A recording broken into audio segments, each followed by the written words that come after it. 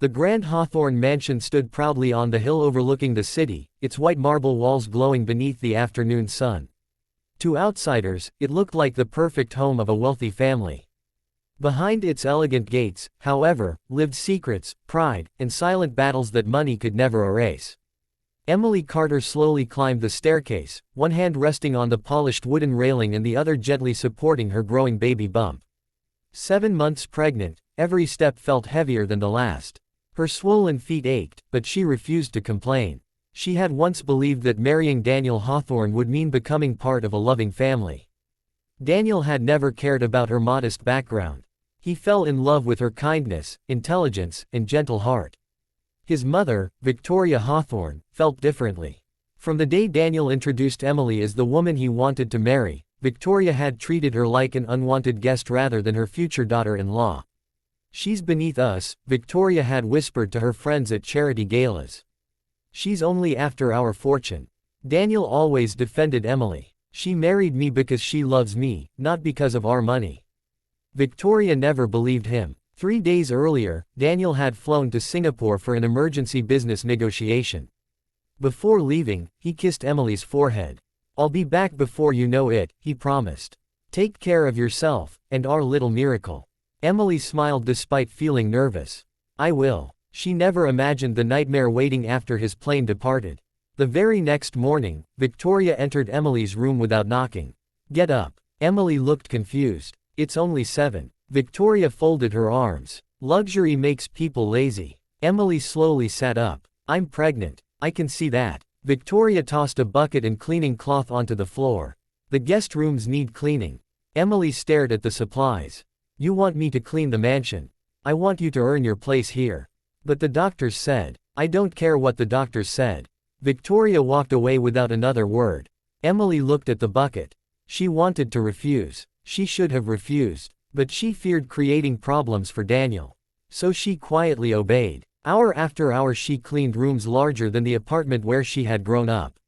She dusted crystal chandeliers. She polished expensive furniture. She carried laundry despite her aching back. Every movement became harder as the baby kicked gently inside her. By afternoon she could barely stand. One of the housemaids, Rosa, rushed toward her. "Mrs. Hawthorne, please sit down." Emily smiled weakly. "It's okay." "No, it's not." Before Rosa could help her, Victoria appeared. "What are you two doing?" Rosa lowered her eyes. "Mrs. Hawthorne looks exhausted." Victoria's expression turned cold. "She's perfectly capable." Emily whispered, "Maybe I should rest for a few minutes."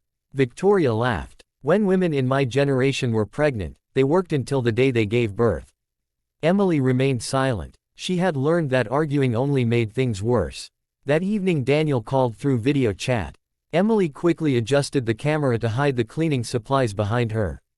"How are you?" Daniel asked. "I'm fine. You look tired." "I didn't sleep well." Victoria suddenly entered the room carrying a tray of fruit. "There you are," she said cheerfully. Daniel smiled. "Thanks for taking care of Emily, Mom." Victoria placed an affectionate hand on Emily's shoulder. "I'm treating her like my own daughter." Emily forced herself to smile. She couldn't bring herself to expose the truth while Daniel was thousands of miles away with an important deal depending on him. "I miss you," Daniel said. "I miss you too." After the call ended, Victoria's smile instantly disappeared. "Enough resting." Emily blinked. "What?" "The dining room floor still needs polishing." For the next 2 days, Victoria continued inventing exhausting chores.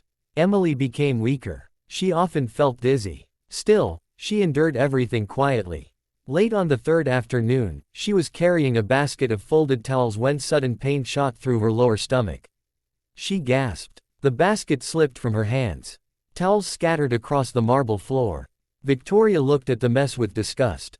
"Can't you do anything properly?" Emily grabbed her stomach. I don't feel well." Victoria rolled her eyes. "Stop pretending. It's the baby." Instead of helping, Victoria stepped closer. "You women know exactly how to manipulate men." Tears filled Emily's eyes. "I would never lie about this." Victoria suddenly slapped the basket away. "I said pick everything up." Emily slowly bent down despite the pain. Her vision blurred. She struggled to breathe. Just then the front doors of the mansion opened.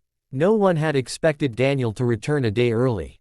His meeting had finished ahead of schedule. He wanted to surprise his wife. As he entered the hallway carrying his suitcase, he heard his mother's sharp voice echo through the mansion. "You'll stay on your knees until every towel is folded again." Daniel froze. He walked toward the sound. The sight before him made his blood run cold. His pregnant wife was kneeling painfully on the marble floor, tears streaming down her face as she struggled to gather towels. Standing over her was his own mother, pointing angrily as if speaking to a servant. For several seconds, Daniel couldn't move. He couldn't believe what he was seeing. Then Emily looked up. Their eyes met. Relief flooded her face before she whispered only one word. "Daniel." The suitcase slipped from his hand and crashed onto the floor. The entire mansion fell silent. Victoria slowly turned around. Her confident expression vanished the instant she saw her son standing in the doorway.